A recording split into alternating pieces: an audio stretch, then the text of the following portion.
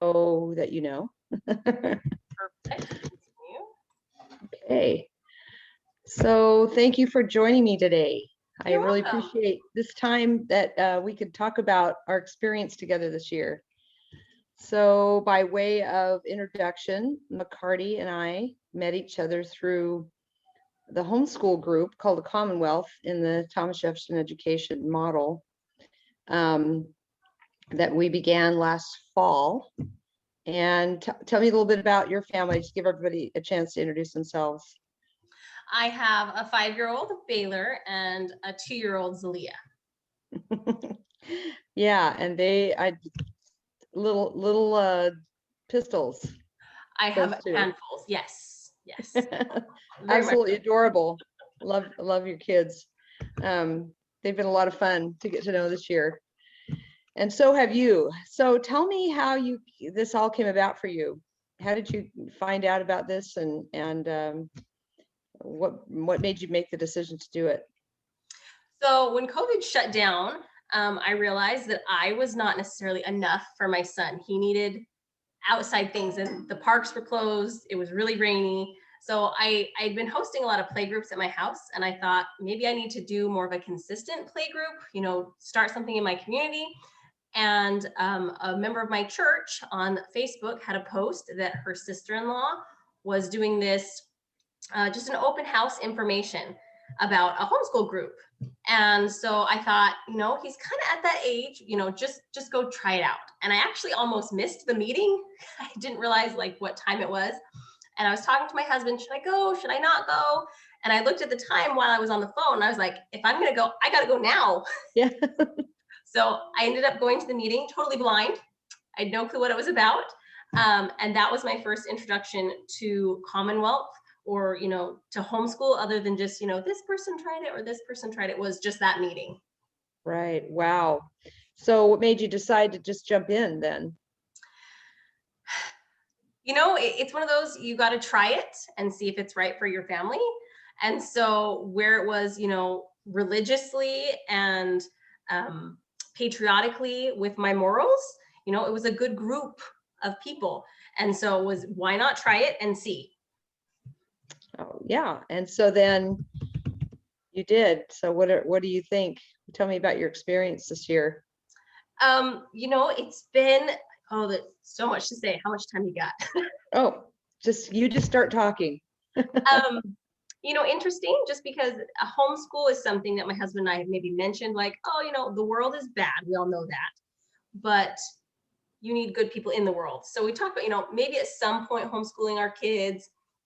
My son at that time was only 4, so he is not technically school aged anyway, but the experience from just the ladies as well as the school, I've learned so much from them. For example, as a mom, I was doing things, but I didn't realize what all I was doing, or that it was that important, recognizing what it is for what it is, for reading, for example, we work on the letters and what's this sound and what's that sound, but it wasn't until in the group when they're like, well, that's it. You're doing reading. I'm like, that's it. That's all. Yeah, you're doing it. And that was kind of an aha moment. Yeah. So that was a good experience, realizing, this is something I could do and I can do it. So that was probably one of the things that I can think of, as we talk. I'm sure I'll think of more oh yeah, this, but that was something for me. Right. So realizing that a lot of the things you do normally are actually teaching, they are actually home education. Yes. That was a revelation. Seeing it for education, we read a lot of books. The library is a big deal at our house, but seeing that I could take that and as a focus, this week, what do you want to learn about? Let's get 3 books about the human body. Let's get 3 books about scorpions instead of just 1. Let's focus that instead of watching a cartoon when the sister's asleep. I'm like, hey, well, what do you want to learn about today? Mom, I want to learn about tornadoes. So then I find a tornado video, and that's, educational 20 minutes instead of just zoned out in front of the TV.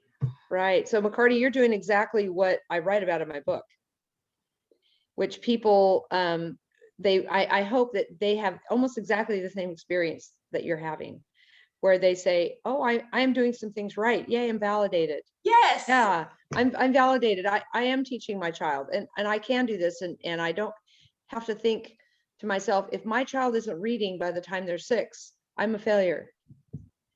Because the actual thing you're trying to achieve, what we're trying to achieve, what I'm trying to teach is that if your child loves to learn, you've succeeded.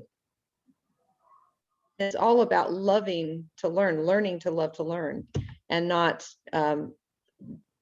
solely on what stage they are in that learning. So what has Commonwealth taught you about that? As far as, I mean, you've shared a little bit about obviously how you're doing that with your son, but as you see older kids, as you see this developing. As far as like the education, like them going Yeah, forward. you being able to do it, and them being able to progress at a level that you can not go, ah. So I think a lot of it is that, you know, this has been really reflective, like in the Thomas Jefferson education, it talks about, you know, the conveyor belt, right? So it's, I've thought a lot about mine, like, oh, you know, this experience, you know, was educational for me. I got to do this, not necessarily in school. A lot of it was the extracurricular that I was, you know, I did a lot of leadership opportunities through my community and through like FFA and different things like that, that I got to do a lot of different competitions that took me to travel, that took me to speaking competitions, that took me to, you know, meeting other people, that took me to business interviews, that took me, and those were opportunities that I'm like, I learned so much from that, not necessarily crossword puzzles, sitting in school going, this is so boring. So I'm Right. like, that's something for my kids that I could do. I could set up, you know, starting young, you know, a field trip to the fire, you know, district. Let's learn about that. You know, one of our homeschool groups, they did a rock thing, and I wasn't involved, but it was so cool. Like, oh, you could bring that in. There's your, you know, rock section. And as they get older, same thing. It gives them the time to do other things. And you had talked a lot about how, you know, your kids went from, you know, school to, you know, college, a local community college, or they went straight into a job. My husband, when he was a junior or a senior in high school, he started working for the city as a drafter, as a draftsman for the city of Cuna. Wow. And just as like a, I don't know if it was an intern or how he got into it, but, you know, that was something that he did. He would leave and go, you know, pipes, or I don't even know what he does, but that's something he talks about a lot, is this internship that he got at the city, you know. And he is kind of the jack of all trades. My husband is, he same thing. He got the opportunity at a young age to work with his dad in business. So he went to a lot of business conventions.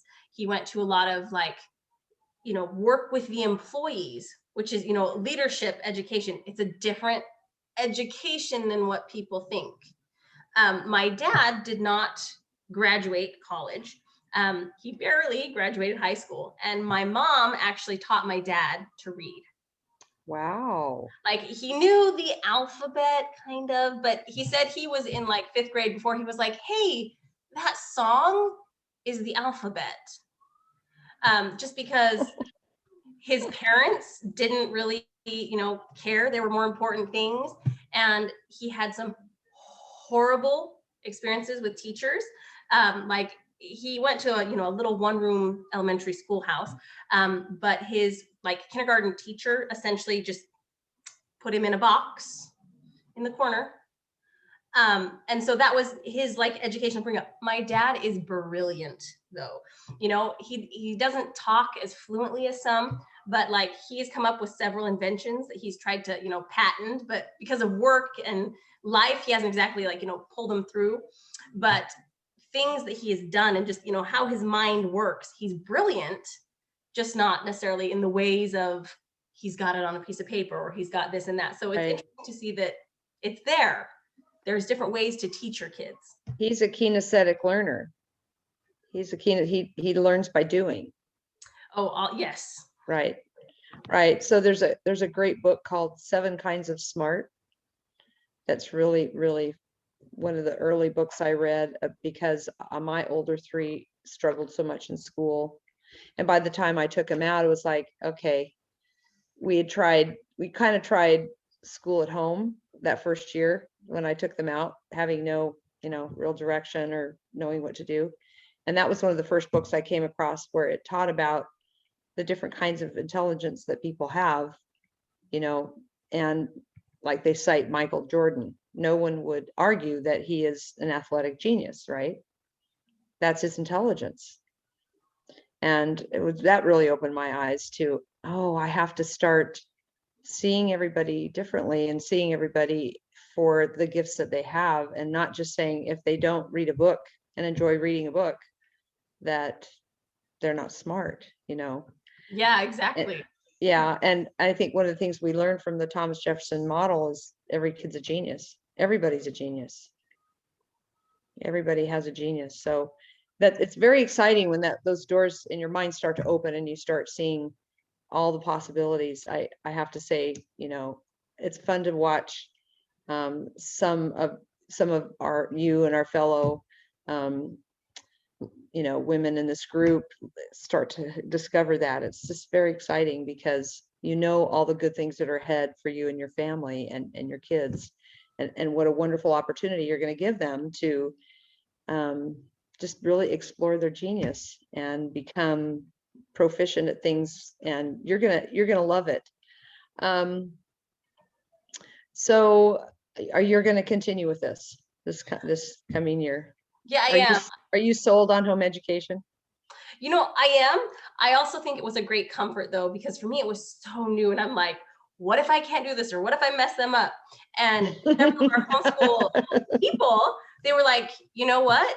There was a point, because of life circumstances, because I had to take in my parents, or because I, was moving, or a job, that they're like, I couldn't handle it.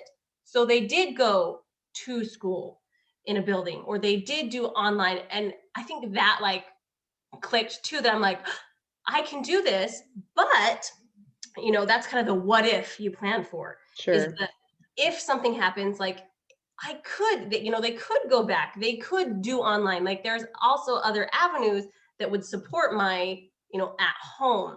And I think that was a big comfort for me, is not like, you always think I'm going to mess them up. Well, it's your kid. You can't mess them up. It's, it's their life. How you get there might be different than what it looks like, but you'll get there. A couple of years ago when I had mentioned there was a group of ladies that were all considering taking their kids out because their kids were all having, bad experiences in school with teachers and systems and stuff. And I made that comment to the group. I said, there's nobody sitting in this room that's going to mess their child up. You can't ruin your child because you care and you're searching for the best for them. Now, nobody's here is abusing their kids. Yes, you can scar your children, obviously, but nobody here is going to be doing that. And I remember Beth, you don't know Beth, but she was she's a leader in our stake. And she said that was the moment when she went, okay, somebody just needed to tell me that. Somebody just needed to say, you're not going to ruin your child if you take them out of school. They're going to be fine. I said, I promise you can't. If it could have been done, I would have done it. They somehow survived. But McCarty, even if you find you're in a situation like Cassandra was in, you probably can take a year off and do nothing. If your children are in a habit of all you say to them in the morning is, what are your plans? What do you want to do today? Right. Make a list and do them. If that's your pattern, and you do very little with them because of life circumstances, taking care of a parent or whatever it is, a move or whatever, a baby. I mean, look what Kelly accomplished having a baby this year, even. You can basically take a year off and you will be no further behind. It's okay. I think Cassandra got overwhelmed, over a period of more than a year or whatever, but. And Janae, I don't know what Janae had said, that she did it for a little while as well. She was doing, so I know her mom very well. In fact, when she was the first person that I met when we moved here to Portland, how old is my 24 years ago this July. She was a homeschooler and she had a partner, and they did a very school at home model.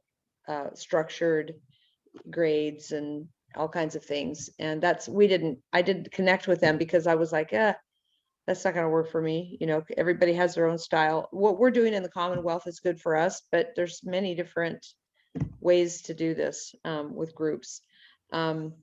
Anyway, so Janae was trying to copy that model, and her children are very different than she is and her siblings. And she's very different from her mother, just like my girls are quite different from me too. And your daughter's different from you. So Janae was trying to copy that model of a very structured, you have to get curriculum based. And so she threw up her hands and put her kids in school because there was no way she could continue that. She's completely burned out. And so I kept telling her, she would come to me and talk to me about it, and I'd say, just relax, your kids are young, and Dallin is so bright, so is Sarah. I mean, they're all bright kids. Don't worry about it, they'll be fine. But she couldn't see another way until she came to the Commonwealth, and I think she's much happier with this system of allowing children to explore their interests, and that's what we're talking about. So we're talking about the Thomas Jefferson model is interest-based education. It's kind of those are the buzzwords. And so tell me some of the things that Baylor's done this year that has been fun for you guys. So he is starting to read very slowly, and Wow. some days it's a fight. And so that's one thing I've had to learn, to like back off or approach it differently. And so something that the Commonwealth taught me is that, like, this is, there's Baylor. It's kind of good. Something they taught me is that, it's my house, and it's important that it has to be clean, but like, it's where the kids live. I have kids. My whole life right now is them. So make the house that way. It's okay if people come over and there's toys and there's pictures on the wall, and so that's something is, I got like a little craft table, just a little table in the corner that's the kids, that I don't really clean up, and it just has crayons and markers. We hung like a whiteboard. It doesn't have any markers though, because Aaliyah eats them. We did hang a whiteboard. And then I have a little hallway, and I started referring it to my hall of learning. So every week we'll have, like, right now it has like the sounds, A, E, I, O, U, and CH down it on a little piece of paper. A couple weeks ago, it had like the days of the week and a little picture, because that's, Mom, what day is it today? Today's garbage day. Is it Wednesday? It's Wednesday. So, we had the days of the week down the hallway. And so it just changes that, now that we've started doing the whole, what do you want to learn about? He stayed at my parents' and my husband's parents for a week. And he was telling them, hey, Grandma, how are marshmallows made? She's like, I don't know. Grandma, how are marshmallows made? With food. No, Grandma, when I want to learn about something, my mom types on the computer, and then I get to watch a movie. It's like a learning movie. So my mom said they Googled how to watch marshmallows, and for like 20 minutes, he was enthralled how to make these marshmallows. Wow. And still he's bugging me, Mom, we should make marshmallows. We haven't made them yet, but it's on the to-do list of making these marshmallows. That is so cool. I love that. And you have a hall of learning. Haven't we all just been so impressed with Tracy's house? Yes, that it, like, everywhere you go, you're like, they live. They actually live. It's not just like this, show house ready to sell. They live. Yeah, they live their education. Yeah, I was totally surprised to learn that she was not a homeschooler prior to this year. Yeah. Anything else you'd like to add? No, I just think, the homeschool is great, but I think like a key importance, especially for me, would be that support, like having another mom to be like, wait, how do I do this? Or, especially hearing your experiences, you've already done it, and you're on round 2, but you have so many experiences of, well, it's okay, I pulled it out, or, I had that trouble with my kid, like, this is how I handled it. And for me, that has been so huge, like, Chauncey's done it, it's okay, or like, this is how she handled it, like, I can do it too. It's very motivational. So Yeah, thank you. well, that's good. I'm hoping to put together, well, I have a group on Facebook that's a closed group, and that I hope will morph into that support group, that it will be, I will have, weekly trainings on there and just talking about, webinars to have people exchange ideas and ask questions. And that's what I'm hoping this morphs into. So as more people come in, they have that resource. It's just, has to cost and, anything to get on there. And we'll have all kinds of other resources that we can exchange.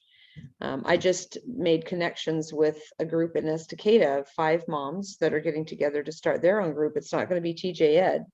They want a more structured curriculum based thing. That's their orientation, and that's great. And I'm going to document them putting this school together, and it'll, almost like a reality TV thing, it'll be really fun.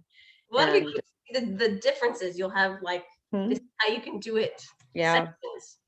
Yeah, and there's also I didn't know this, but on the west side, besides, there's 2 TJ Ed groups on the west side. I thought there was just one, but there's 2.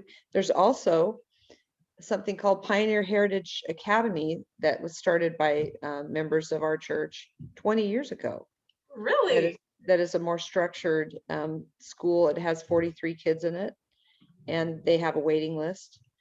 And so, this sort of thing is just really, it's mushrooming, and it's going to get more and more because we have so many challenges in the public system and with technology and our kids and so forth. It's just getting that way. So as I've often told you guys, I'm envious that you get to start out this way and that you have, these resources and trainings, but happy to be of help any way I can. So I hope that you, if you have ideas and things, I'd really like to know more about this or that, or talk about this, let me know, and we'll address it. Oh, I should mention also another thing that kind of got me, going in this is my father-in-law had come back from something, and I don't know who the leader was, but they were talking about how, things are, and I think it was actually possibly previous COVID that he talked about, there's groups that are getting together now and they are actually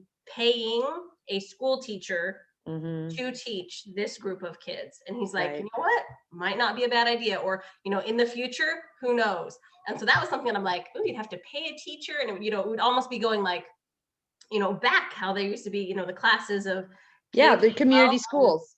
Yep. The neighborhood, that's what it's going to be.